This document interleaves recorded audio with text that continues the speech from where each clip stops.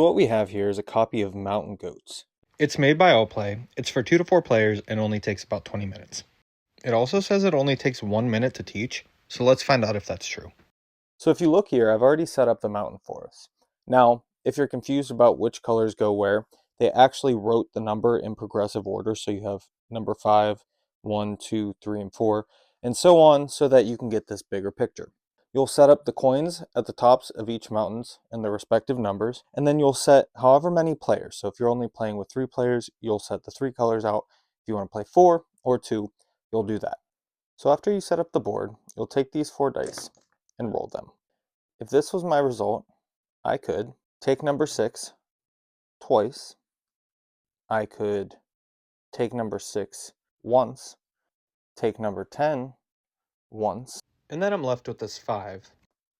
which I could also take once. Players continue the game by rolling the dice and climbing their goats up the mountain.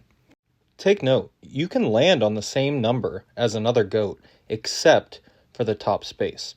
So, if the red goat makes it to the top, he would then take his chip. If you were to roll another 5 at the top of the mountain, he's allowed to take another chip.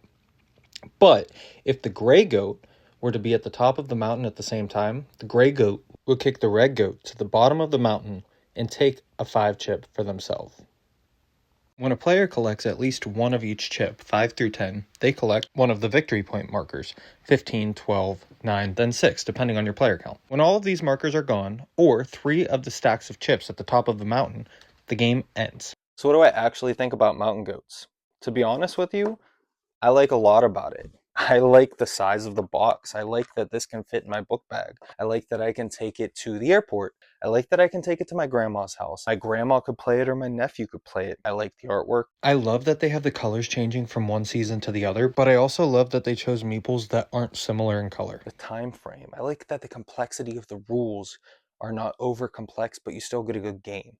Would I necessarily play this all night long? No. I'd probably start a game night with this, lead into a bigger game, but it has enough replayability that, you can create that dynamic of run it back. It scales well. I could play with 2 players and have just as much fun as 4. I think for what it is, they did a good job with it. I was at Origins Game Fair 2025. I saw the Allplay stand, but I didn't see Mountain Goats.